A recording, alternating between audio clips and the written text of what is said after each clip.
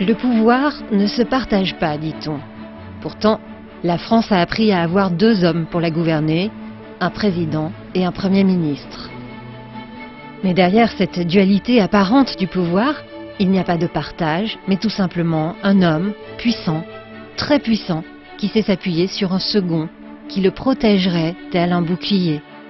C'est comme cela que l'avait imaginé le général de Gaulle. À lui, les affaires régaliennes, et le reste, le subalterne et l'aliénation du quotidien, à son Premier ministre. Il est un peu le gouvernant du monarque. La dualité entre le président de la République et le Premier ministre, c'est une dualité romanesque, puisque d'une certaine manière, elle correspond dans l'imaginaire français aux trois mousquetaires. Vous avez donc le bon roi Louis XIII, et puis le méchant Premier ministre, qui est le cardinal de Richelieu.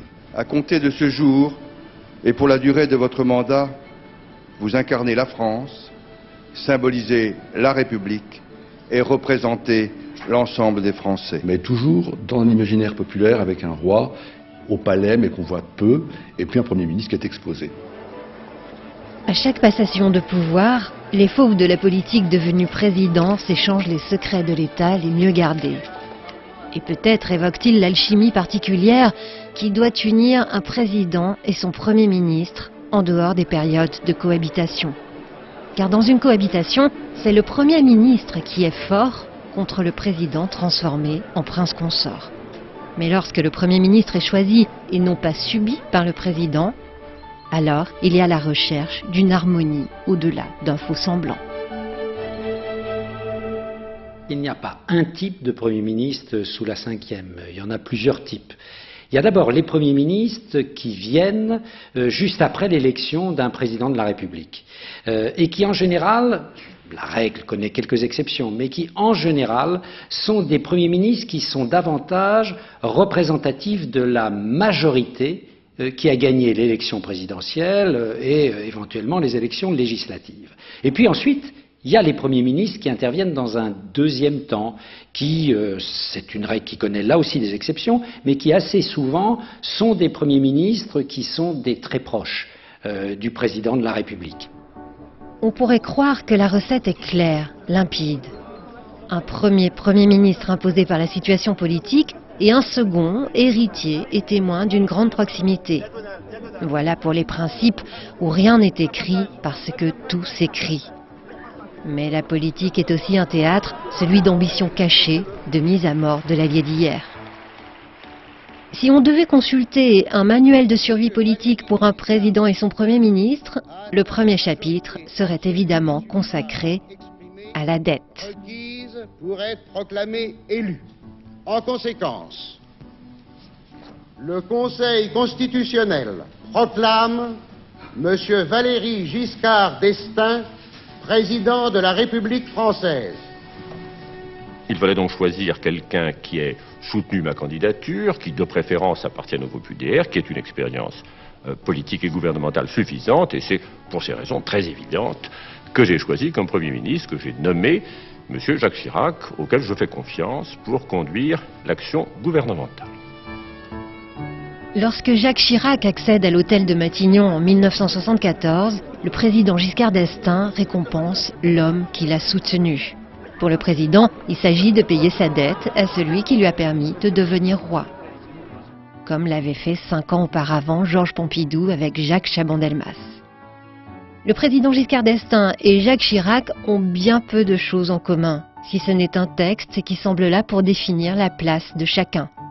La Constitution de 1958 et son article 8, qui consacre la prééminence du chef de l'État, et l'article 20, qui conforte le Premier ministre en chef de gouvernement.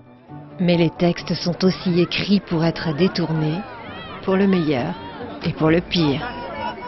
L'élection de Giscard d'Estaing et la nomination de Jacques Chirac, c'est un marché de dupes parce que, en fait, Chirac a tué Chaban-Delmas dans des conditions assez atroces quand on y réfléchit, et donc a négocié son poste de Premier ministre. Et puis, une fois Premier ministre, eh bien, les rivalités se sont réapparues. Et puis, ils sont si différents. Le nouveau président de la République entend incarner la modernité, loin de l'enracinement corrézien de celui que l'on appelle le bulldozer Chirac. C'est clair, c'est qu'il arrive avec, dans l'esprit, dans la tête, un programme très élaboré déjà. Il a beaucoup d'idées, et ce sont ces idées qu'il souhaite mettre en place. Et donc, il n'est pas un président passif, ça c'est certain. J'aurai l'occasion de faire connaître les motifs pour lesquels j'ai invité le gouvernement à prendre une position et à proposer une solution sur ce douloureux problème. Le président de la République, Giscard d'Estaing, a cadré son Premier ministre par des lettres directives, ce qui n'avait jamais existé, et donc il a donné le signal d'une véritable présidentialisation du régime et d'un interventionnisme constant. Et si j'accepte à cet égard les responsabilités qu'une telle attitude implique, le président Giscard d'Estaing est trop sûr de son destin présidentiel depuis toujours, ou presque. Il ne ménage pas son Premier ministre qui doit être à son service. Cette répartition des rôles est singulière et surtout, elle laisse apparaître des oppositions, sitôt l'ivresse de la victoire oubliée, avec son cortège d'illusions. Assez vite, nous avons perçu qu'il y avait des réticences du côté de Matignon. Mais c'était pas, au départ, c'était exprimé de manière tout à fait sereine et maîtrisée. C'est peu à peu que l'opposition, enfin que les contradictions se sont plus clairement exprimées. Au fond, je pense que Jacques Chirac se considère comme meilleur connaisseur de la France, plus profond connaisseur de la France, moins abstrait, moins discoureur, moins intellectuel, moins chimérique que Giscard, et Giscard le trouve à l'opposé, Giscard le trouve agité, l'expression il va l'utiliser, un peu brouillon, un peu impulsif. Il y a certainement aussi un élément de compétition. Je pense qu'assez vite, Jacques Chirac veut avoir une carrière présidentielle et pense que Valéry Giscard d'Estaing échoue. J'ai l'honneur de proclamer Jacques Chirac président du Rassemblement pour la République.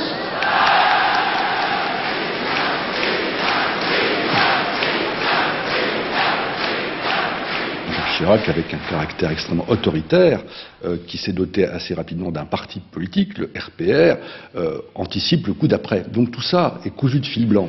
Le Premier ministre est nommé par le Président de la République et révoqué par le Président de la République, pour des raisons qui d'ailleurs peuvent ne pas être désobligeantes, mais c'est ainsi. Il peut sans son propre consentement. Oui, un homme politique, Monsieur Leroy, ne démissionne pas. Donc si cela ne dépendait que de moi pour répondre à votre question, Monsieur Suffert, il est bien évident que je resterai. Et ce qui devait arriver, arriva. L'ambition du Premier ministre est plus forte que sa capacité à se résigner.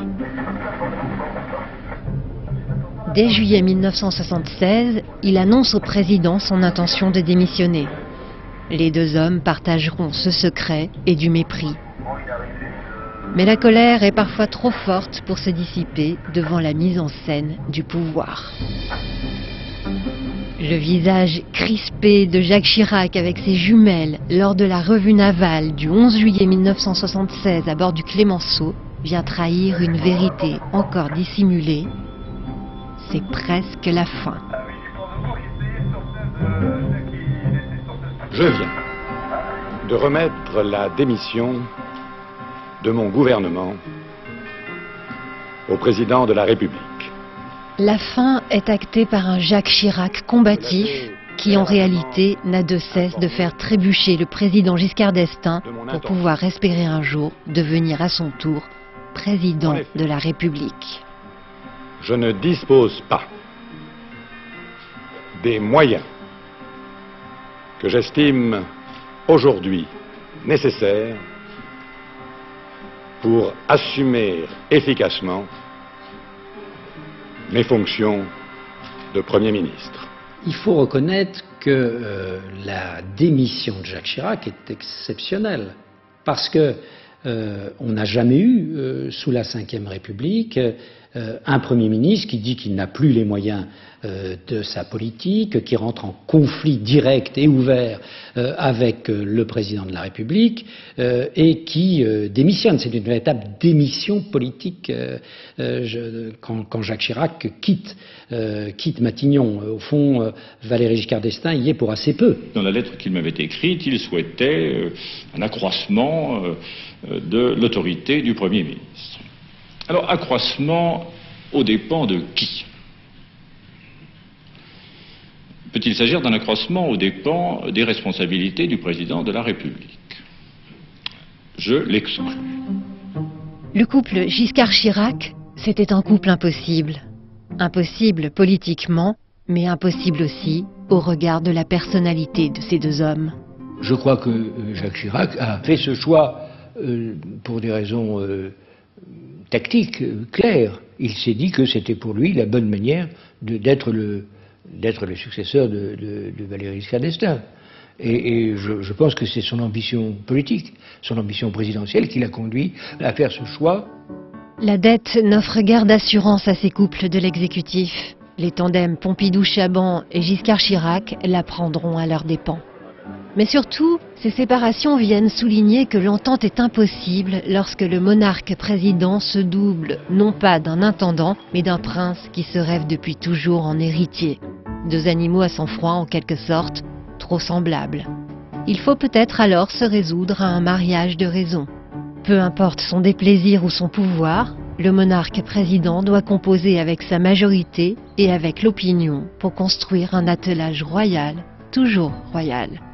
Qu'il s'agisse des couples Rocard-Mitterrand, Raffarin-Chirac, Mauroy-Mitterrand, ils obéissent davantage à la raison qu'au cœur.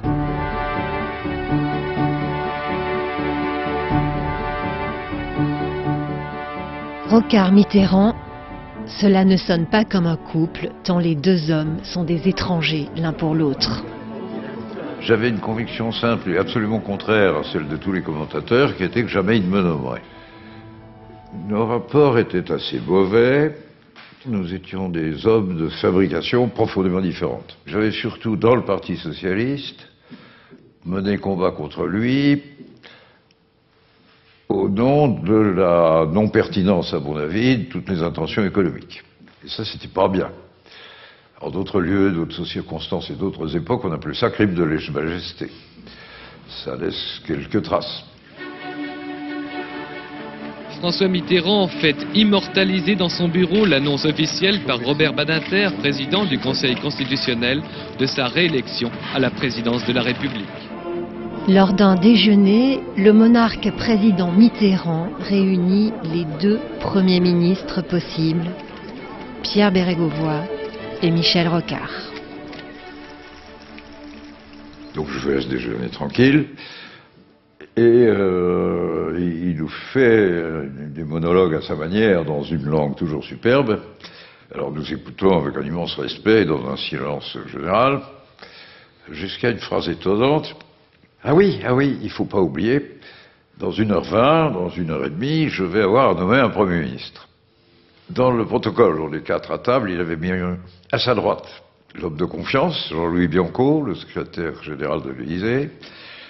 En face, l'homme important et respecté, Pierre Bérégovoy, et puis à gauche, celui qui est trop là-dedans, au fond, moi-même. Et quand cette phrase étonnante vient, il fixe Bérégovoy dans les yeux. Il ne va plus le quitter pendant une tirade d'1 minute et demie terrible. Et la tirade est l'exercice qui consiste à nommer un Premier ministre est un exercice purement politique. C'est un exercice totalement étranger à tout ce qu'on appelle l'amitié, la confiance, les rapports privés. Rien à voir. C'est une lecture d'une situation politique pure et simple. Et en ce moment, la lecture de la situation politique est assez claire. Il y a une petite prime pour Michel Rocard. Et voilà. À sa sortie, le Premier ministre est raccompagné par Jacques Attali, le plus proche conseiller de François Mitterrand. Michel Rocard ne fait aucune déclaration, mais sa façon ravie de poser devant la sollicitation des photographes indique qu'il n'est pas inquiet sur la formation de son gouvernement. Il y a eu, dans le choix de François Mitterrand en 88, Finalement, Rocard, il répondait à quelque chose. C'est comme il n'avait pas une grande vision de ce qu'il allait faire de son deuxième septennat. Il a voulu faire un petit jeu politique qui consistait à dire, c'est ce qu'il nous a dit à nous, la jeune génération, quand on a été le voir, en disant mais pourquoi vous avez pris Michel Rocard? Expliquez-nous. Il nous a dit mais comme ça on va lever l'hypothèque. C'est-à-dire, il pensait que Michel Rocard allait rapidement démontrer que finalement il n'était pas le grand réformateur qu'on escomptait, ni le grand modernisateur qu'on escomptait, et qu'il allait faire la démonstration que finalement il n'avait pas battu Rocard par hasard, mais qu'il l'avait battu pour des questions relatives à la personnalité et à ce qu'était Michel Rocard. François Mitterrand et Michel Rocard, le président et son Premier ministre, deux hommes qui auront mis du temps à se trouver. Autour d'eux, le gouvernement rassemblé, c'est l'image pour la postérité. Ça commence assez bien. Et au moins pendant la première année, il n'y a aucun drame, ni même aucune ombre. Et puis, sur la grande affaire qu'était le renouveau des services publics. François Mitterrand m'a dit, franchement, ne touchez pas à ça, ça va vous exploser les mains, vous allez faire... Il m'avait dit à peu près la même chose, d'ailleurs, à propos de la Poste et des télécoms. Et dans presque tous ces cas, ça s'est terminé par cette phrase qui vaut anthologie constitutionnaliste. Écoutez, je suis en complet désaccord avec vous, mais très objectivement, c'est pas de compétence présidentielle, c'est de compétence gouvernementale. Affirmer la bonne entente au sommet de l'État, chacun dans son rôle, tel est le but de Michel Rocard qui veut ainsi répondre à ce qu'il appelle les bavardages insensés sur d'éventuelles difficultés entre lui et François Mitterrand. Avec le général de Gaulle, le président Mitterrand a été le président le plus enclin à donner de la liberté à son Premier ministre. Ce n'était sans doute pas par volonté de partager le pouvoir, mais tout simplement parce qu'il a une si haute idée de sa fonction qu'il rechigne à s'occuper du quotidien. Pour lui, comme pour le général, le Premier ministre est un intendant et de toute façon, l'intendance suivra. Michel Rocard a été malin et il a décidé de ne pas se faire prendre au piège. Donc il n'a rien fait. C'est-à-dire il a géré au plus près. D'ailleurs, Jean Poluchon, qui est un ami avec qui je travaille aujourd'hui à la région Île-de-France, me l'a dit de manière claire. Il m'a dit on a compris que l'autre n'avait qu'une idée en tête, c'est de nous piéger. Et donc on n'a pas fait ce qu'on escomptait faire. On a géré au plus près. Voilà, en attendant. Et à la fin, il ne sait plus comment s'en débarrasser. Monsieur le Premier ministre, vous avez souhaité un bon anniversaire au président pour ses soins à l'éviter. Naturellement. Michel Rocard restera 3 ans et 5 jours à Matignon. C'est long, trop long pour François Mitterrand. Alors bien sûr, il faut tuer le soldat Rocard.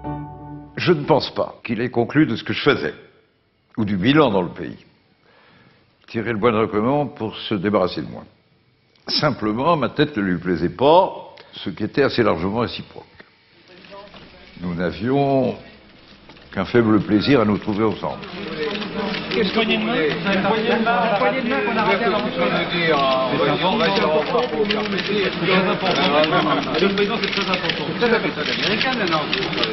Ah ouais? Efficacité. Monsieur Bush vient de le dire. Il faut l'adopter. Il va juste parler derrière cette barrière. Hein? Comment ça peut vous approcher? Comme ça, on est plus tranquille. Hein? Voilà. Bon, allez, Et c'est en 90, au fond, que j'ai senti que les conditions de travail s'érodaient. Je ne parle pas de confiance, elles n'avaient jamais existé. Nous n'avions guère de plaisir à converser ensemble. L'homme est discoureur. Il y prend même plaisir. Tellement il parle un français que personne ne parle plus. Enfin, il parle du Chateaubriand. Mais évidemment, ça devenait intolérable. Je suis président de la République. Michel Rocard est Premier ministre, qui est déjà fort bien et conforme à ses qualités. Le reste lui appartient, si toutefois l'histoire est bienveillante.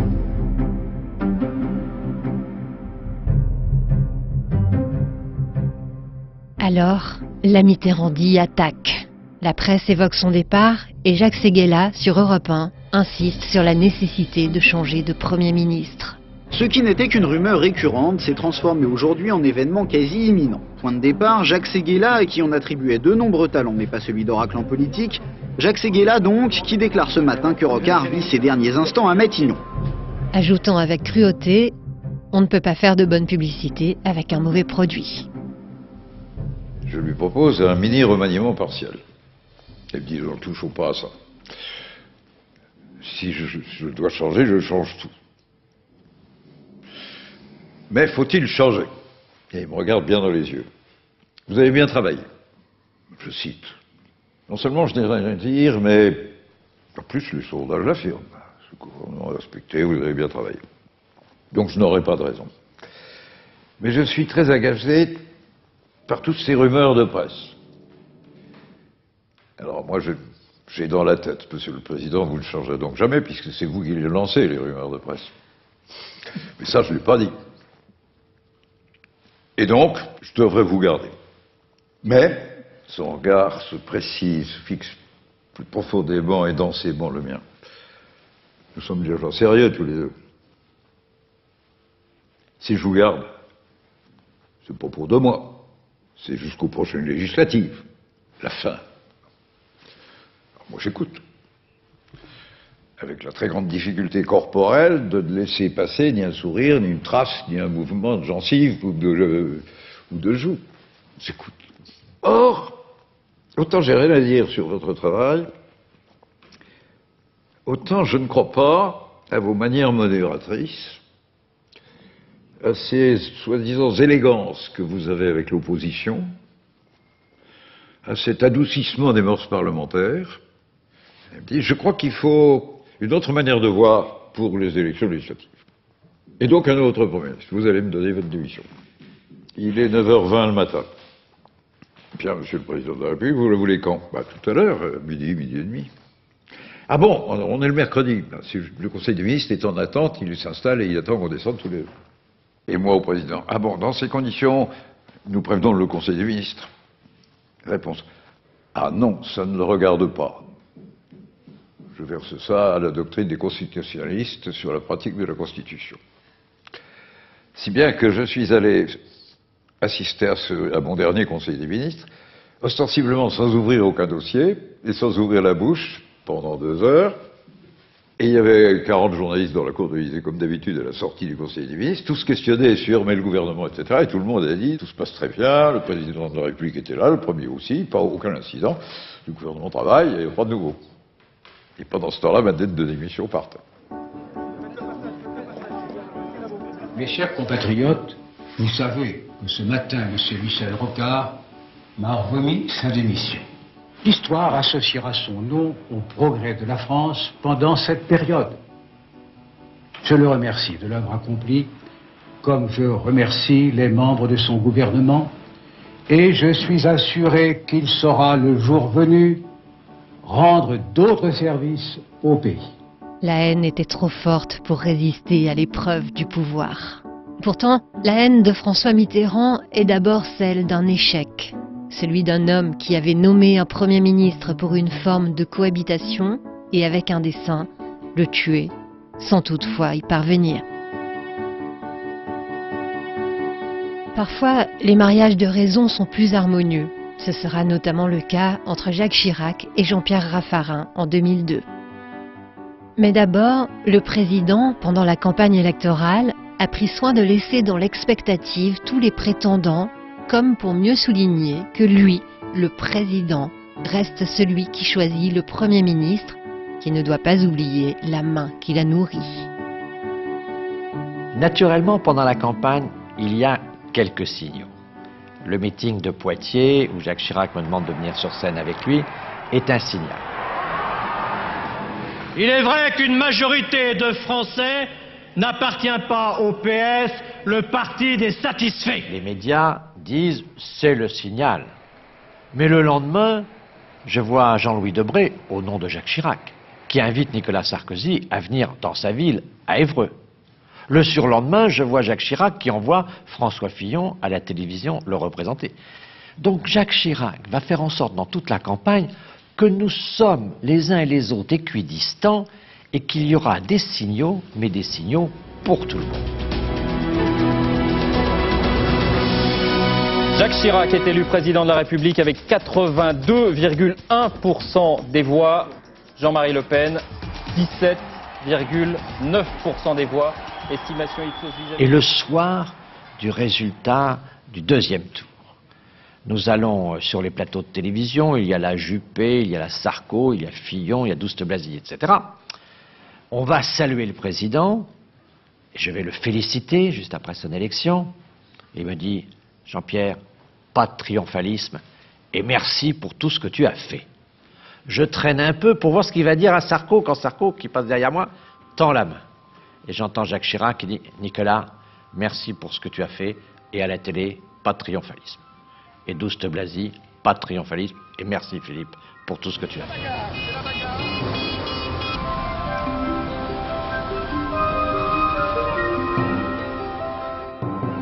Et ce n'est que le lundi matin que je suis convoqué pour être à 11h et apprendre que je vais être Premier ministre à partir de 15h. Il n'avait pas d'ambition politique, enfin, dérangeante. Jean-Pierre Raffarin a toujours eu envie d'être président du Sénat, mais ça ne dérangeait pas Jacques Chirac, mais il n'envisageait pas d'être candidat à la présidence de la République. Donc, il n'était pas concurrent.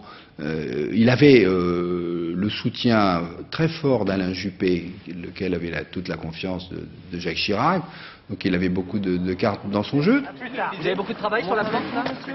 Le choix de Raffarin, c'était le choix de quelqu'un que Jacques Chirac et sa femme d'ailleurs, Bernadette Chirac, avaient découvert au fil des années et avec lequel il avait une forme d'entente assez spontanée et qui probablement était aussi fondée sur l'idée que entre un Corrézien et un Charentais, comme est Jean-Pierre Raffarin, il y avait beaucoup d'affinités. L'idée était évidemment de débaucher toute l'UDF pour, d'une certaine manière, se réconcilier avec les Baraduriens et en même temps les mettre tout nus en divisant leurs forces. C'était assez habile. Moi, c'est une nomination de service, de mission. Il y a un objectif principal. Quand le président Chirac me nomme, il dit peut-être que tu n'es là que pour 5 semaines si nous ne sommes pas capables de gagner les élections législatives. L'élimination de Lionel Jospin dès le premier tour de l'élection présidentielle fait craindre une possible victoire de la gauche aux législatives. Jacques Chirac entend l'éviter et trouve en Jean-Pierre Raffarin un double qui, tel un faux semblant, va s'efforcer de faire un travail de terrain, à l'image de celui qu'il faisait naguère lorsqu'il était parlementaire. Avec le président Chirac, il y a des grandes différences d'expérience, de culture. Mais il y a un point commun, c'est le métier politique. Et au fond, avec Jacques Chirac, nous parlons la même langue, la langue des professionnels de la politique. Ils se sont retrouvés, surtout, dans une manière de faire de la politique, c'est-à-dire de faire de la politique sur le terrain. Et comme on dit toujours dans les journaux, au cul des vaches. Bon, je pense que c'est d'abord ça, c'est pas une proximité personnelle, c'est une proximité sur la pratique politique. Par Saint-Honoré, monsieur le ministre, vous voici fait grand almelier. Dans ce métier de ministre, il y a des foutus quarts d'heure, mais il y a de jolis moments. J'ai pas besoin d'être longtemps face à lui pour comprendre ce qu'il veut. Je n'ai pas besoin beaucoup de temps pour comprendre quelle est sa relation avec X ou avec Y. Je comprends assez vite son tissu relationnel, ses messages. Je comprends assez vite la part d'affectif, la part de rationnel, quelquefois la part de cynisme. Donc je suis un bon ouvrier mécanicien de la mécanique Chirac.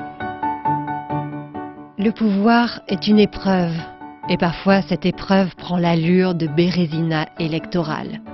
Ce sera le cas avec des élections régionales qui vont être celles d'une cuisante défaite. Jean-Pierre Raffarin a beau faire du Chirac, le couple s'épuise.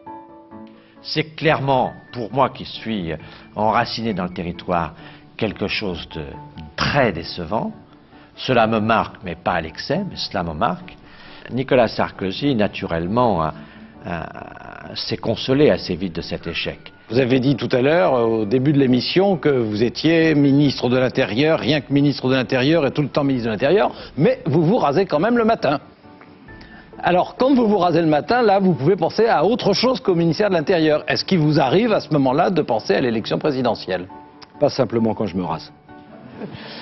Très vite, Jacques Chirac comprend qu'il lui faut trouver un nouveau Premier ministre. Mais se passer de Jean-Pierre Raffarin n'est pas chose aisée. Il a pleinement joué son rôle de bouclier, protégeant le président. Évidemment, pour le Premier ministre que je suis à l'époque, Et il y a un problème majeur, c'est que j'ai un ministre de l'Intérieur qui combat le président de la République. Et donc ce combat est quelque chose qui me pose un certain nombre de problèmes. Il se passe des choses. Je suis obligé, dans un certain nombre de cas, de demander à Nicolas Sarkozy de déprogrammer une émission de télévision parce que le président s'exprimera le lendemain ou le surlendemain. Donc je suis obligé de monter au feu pour quelques opérations chirurgicales de cette nature. Plusieurs fois, je dis au président, est-ce qu'on le garde? Et quand le président me dit, on le garde, donc si on le garde, je vis avec. On a quand même quelques éléments qui s'apparentent à des moments quand même de forte tension. Nicolas Sarkozy parle à la radio. Nicolas Sarkozy gesticule à la télévision. Nicolas Sarkozy est partout et populaire. Il semble irrésistible et veut croire en sa bonne étoile et se rêve en Premier ministre, étape qu'il juge indispensable pour atteindre le sommet. Jacques Chirac ne le sous-estime pas, du tout. Donc il a lui-même une expérience personnelle de ce qu'on peut faire en étant à Matignon contre le président de la République. Il a fait ça avec Giscard d'Estaing. Donc il n'a pas du tout envie que ça lui arrive et il pense qu'il a en face de lui quelqu'un qui peut très bien se conduire comme lui-même s'est conduit avec Giscard d'Estaing. Donc il ne le prend pas. Voilà. Mais il lui laisse croire que ça peut arriver tout de même, et il lui demande même d'élaborer un programme, ce que fait Sarkozy. Donc Sarkozy y croit? Oui, il y croit. Bon, c'est un mystère pour personne que Nicolas Sarkozy voulait être Premier ministre, et qu'il avait d'ailleurs la légitimité pour l'être, puisqu'il était un des ministres les plus populaires du gouvernement, qu'il était ministre de l'Intérieur, donc il avait la légitimité pour le faire. Il avait été ministre des Finances. Donc tout ça lui donnait la légitimité pour devenir Premier ministre. Mais Jacques Chirac, et c'est le choix souverain du président de la République, en avait décidé autrement. Des longues minutes d'attente, puis les deux hommes ressortent. La mise en scène est soignée, les adieux orchestrés. La nomination de Dominique de Villepin prolonge l'idée d'un mariage de raison, mais elle est surtout motivée par les ressentiments d'un monarque de plus en plus esselé. François Mitterrand avait nommé Édith Cresson par détestation de Michel Rocard. Jacques Chirac, lui, nomme Dominique de Villepin avec une ambition inavouable, mettre à mort le lieutenant Sarkozy. Il avait nommé Dominique de Villepin, en allant d'ailleurs, il faut bien le reconnaître, contre l'avis de beaucoup de parlementaires. Moi j'ai le souvenir de la première réception de Dominique de Villepin, Premier ministre, par le président de l'Assemblée nationale de l'époque, Jean-Louis Debré, dans les salons de l'Assemblée nationale, à l'hôtel de la Sey. Je peux vous dire que c'était frais, tendance glaciale. Vous avoir nommé à l'hôtel Matignon, c'était forcément choisir la continuité. Peut-on sortir du système avec ceux qui ont fait le système? Je ne le crois pas. Mais là, une fois de plus, chez Jacques Chirac, il y a une mauvaise appréciation du rapport de force politique. Il croit en effet certainement en nommant Dominique de Villepin qu'il va pouvoir casser la dynamique qui est celle qui accompagne Sarkozy. Quand on regardait dès l'époque la dynamique pour Sarkozy, on s'apercevait que ça n'était pas un changement de Premier ministre qui allait pouvoir aisément casser la dynamique qui était une dynamique irrésistible. Ni l'avancement du départ à la retraite des seniors, ni la politique de réduction du temps de travail n'ont permis de faire baisser durablement le chômage, en particulier le chômage des jeunes. Si vous décidez par ordonnance de toucher au Code du travail, c'est un conflit avec le pays. L'ambition de Dominique de Villepin s'arrêtera net avec le conflit du CPE. Si le Premier ministre tenait à ce projet, il n'avait pas le soutien du président, mais cela était de la compétence gouvernementale. Jacques Chirac a eu cette phrase qui m'avait beaucoup frappé. Il a écouté soigneusement la présentation du CPE. Il a dit, écoutez, vous ferez bien ce que vous voudrez, mais moi, du haut de mon incompétence, je vous dis que ce truc ne marchera pas. Alors malgré tout, il a donné son feu vert. Il aurait pu le bloquer dès le départ, il a donné son feu vert parce qu'il s'est dit, mais après tout, pourquoi ne pas tenter? Mais il avait une expérience que personne d'autre autour de la table n'avait. Il a rappelé des expériences de 10 ou 15 ans en disant, voilà, on a essayé des choses comme ça sur les jeunes. Et dès qu'on a voulu faire quelque chose de spécifique pour les jeunes, ça n'a jamais marché. Alors, Dominique, j'écoute bien votre enthousiasme, je vois bien que vous voulez faire bien, mais ça ne va pas marcher. Ça va faire exactement comme ça fait depuis 30 ans. Dès qu'on fait quelque chose de spécifique pour les jeunes, ils se sentent stigmatisés, même si on veut le faire pour leur bien, et du coup, c'est rejeté. Le mirage Villepin n'aura pas lieu. Nicolas Sarkozy sortira victorieux de ce duel. Jacques Chirac ne sera pas parvenu à éliminer son ministre. Il aura pour cela usé 2 premiers ministres.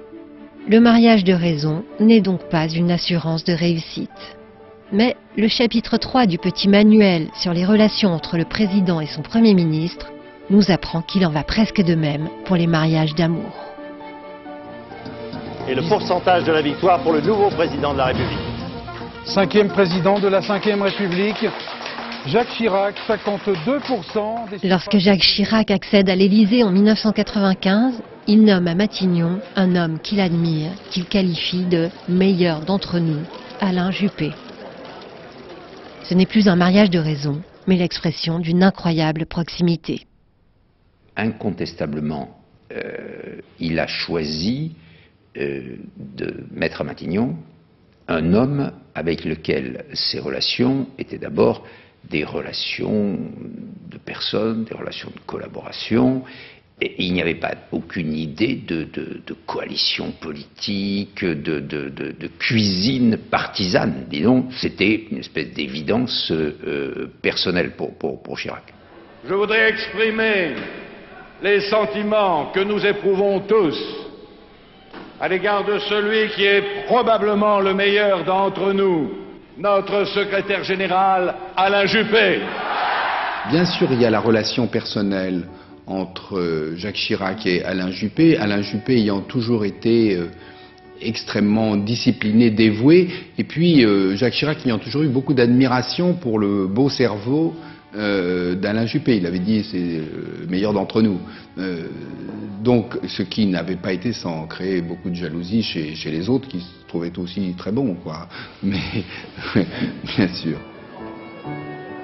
Le 26 octobre 1995, Alain Juppé convainc le président de tourner le dos à ses promesses de campagne. Je n'ai pas été élu pour être populaire. Et mon action n'a pas pour objectif de soigner ma popularité. Mon action a pour objectif de redresser une situation difficile. Nous avons des atouts majeurs, nous avons des faiblesses majeures. Lorsque le président fait son intervention télévisée où il a un peu fait un virage sur la politique économique, c'est clair que c'est Alain Juppé qui a été à la manœuvre, à la fois pour concevoir cette politique et puis ensuite pour la mettre en œuvre. Et il y a eu une intervention du président parce que tout simplement c'était le président qui avait été élu par les Français et c'était à lui de rendre compte, bien entendu, mais le reste a été mené par Matignon. Un élu pour Jacques Chirac, c'est quelqu'un qui doit s'employer à gagner les élections, pas à gouverner le pays, à gagner les élections. Donc il est candidat, il s'est employé à tenir le discours qui permet de gagner les élections. Puis après, il faut gouverner. Bon, mais c'est une séquence différente pour lui, c'est une séquence totalement différente et qui obéit à une autre logique. Et donc, évidemment, la question est de savoir comment on passe de l'un à l'autre. Il faut une transition quand même, évidemment. Il faut un petit peu de temps pour ça. Mais on passe de l'un à l'autre sans difficulté intellectuelle. La proximité entre Alain Juppé et Jacques Chirac est immense. Elle ne connaît en réalité pas d'équivalent dans l'histoire de la Ve République. Alain Juppé est le patron. Son caractère ne le pousse pas à partager le pouvoir. Juppé était un Premier ministre plein. Et il était un Premier ministre plein, y compris dans un domaine qui est considéré comme le domaine réservé du président de la République, c'est-à-dire la politique extérieure. Parce qu'il ne faut pas oublier qu'Alain Juppé avait été pendant 2 ans ministre des Affaires étrangères et un très bon ministre des Affaires étrangères, très apprécié à la fois en France et dans le monde. Nous avions un Premier ministre qui exerçait totalement sa fonction et dans cette période, le jeu qu'on a souvent décrit dans la Ve République, des ministres qui se branchent directement sur l'Élysée, qui téléphonent, qui court-circuitent le Premier ministre, etc., ce jeu, à mon sens, n'a pas existé, ou en tout cas, pour ma part, il n'a pas existé.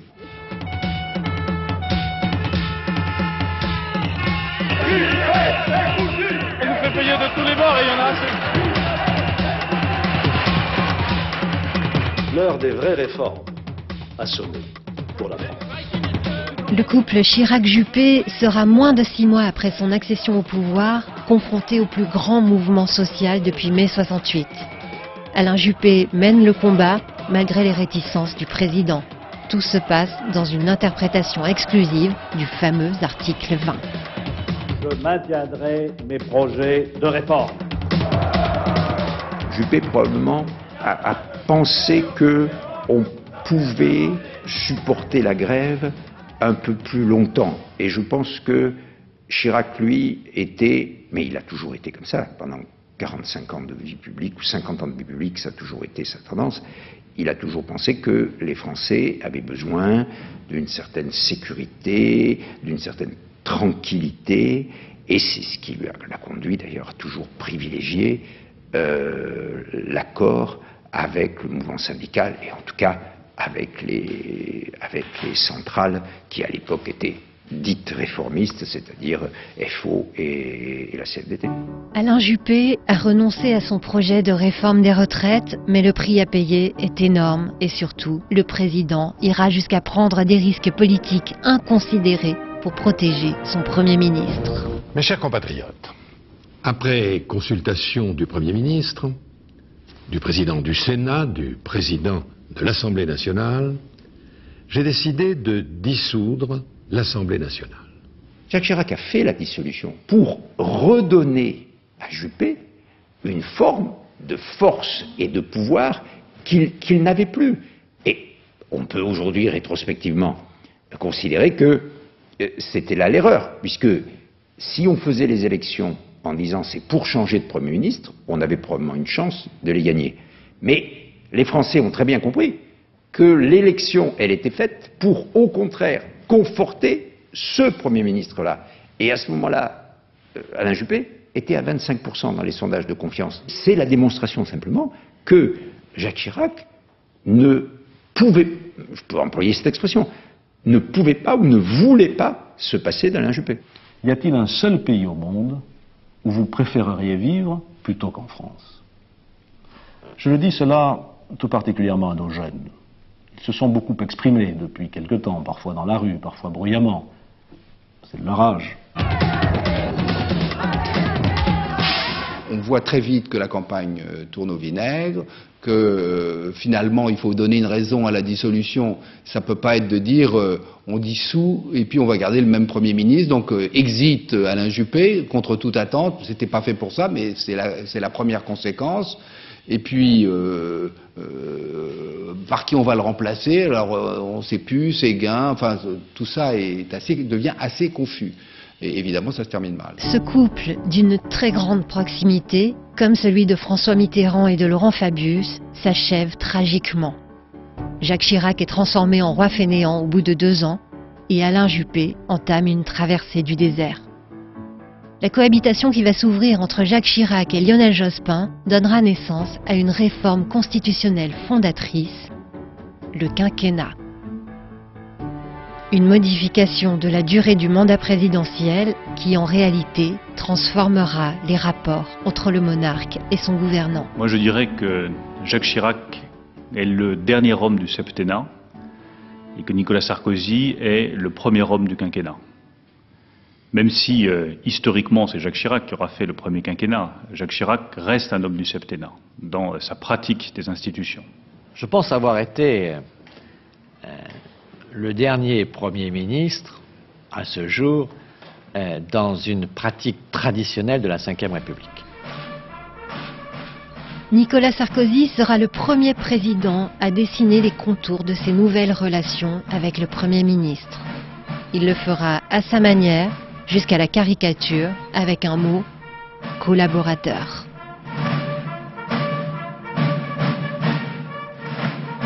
Quand Nicolas Sarkozy a dit « le Premier ministre est mon collaborateur », il l'a dit brutalement, mais en même temps il a dit une vérité. C'est-à-dire que, et à sa manière, François Hollande l'a démontré aussi, aujourd'hui on a un système présidentiel. Voilà.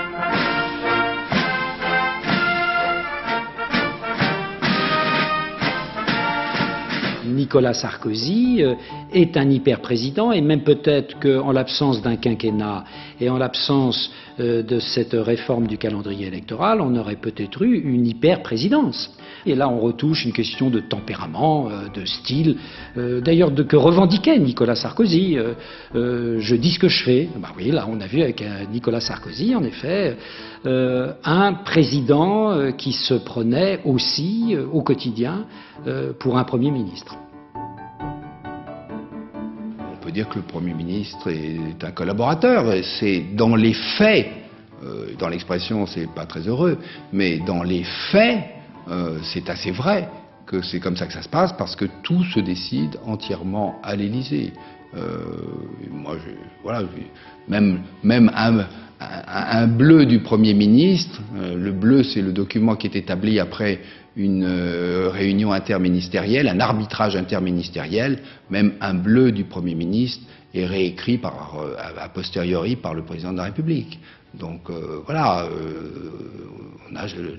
régime a changé de nature.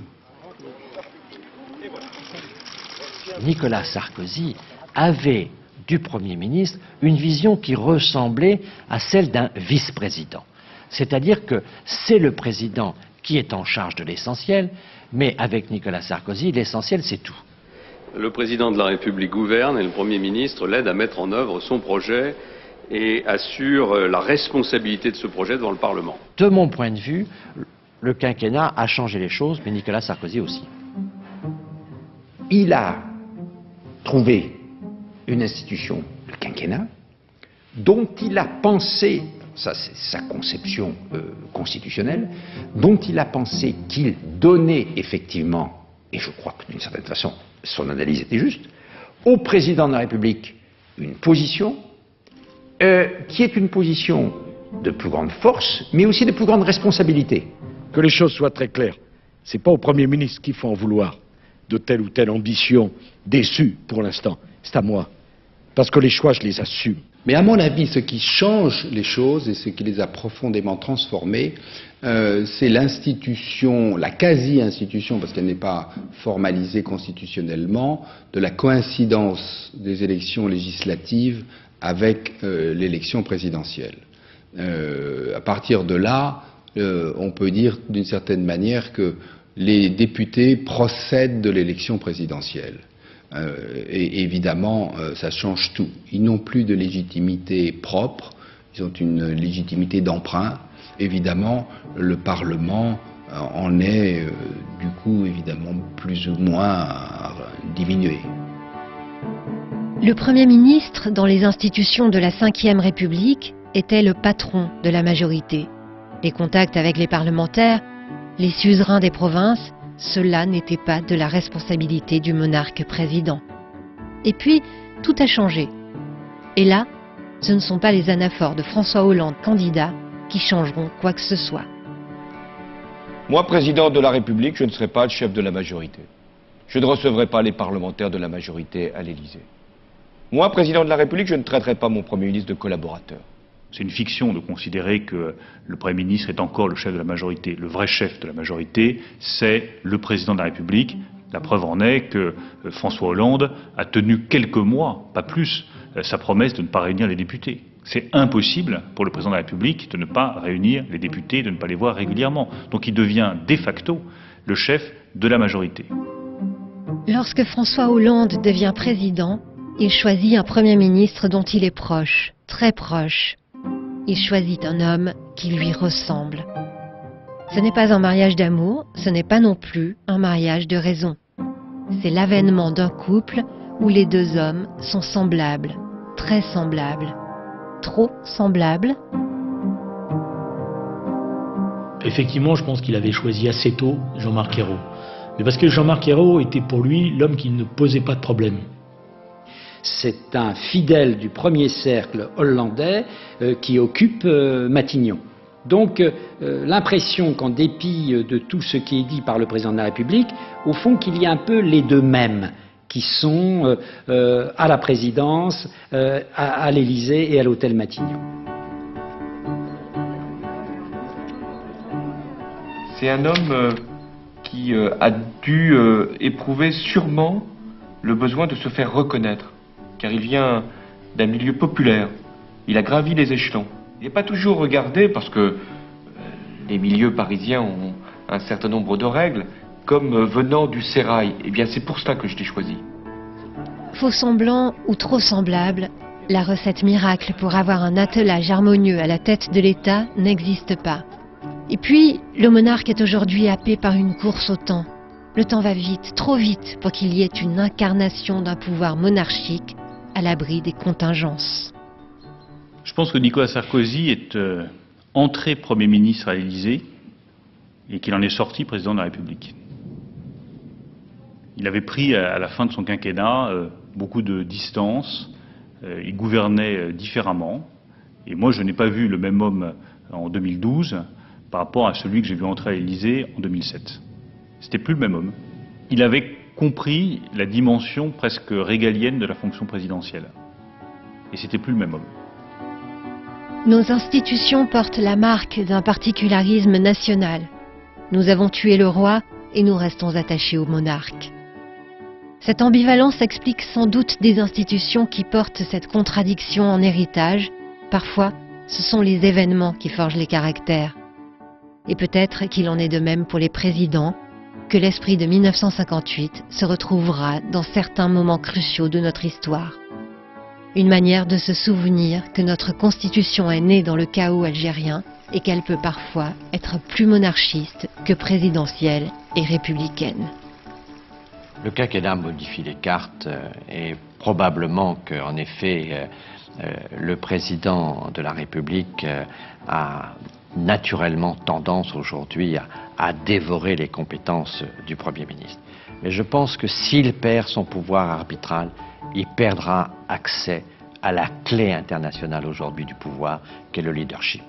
Car le leadership, c'est pas celui qui décide tous les jours et de tout, c'est celui qui arbitre.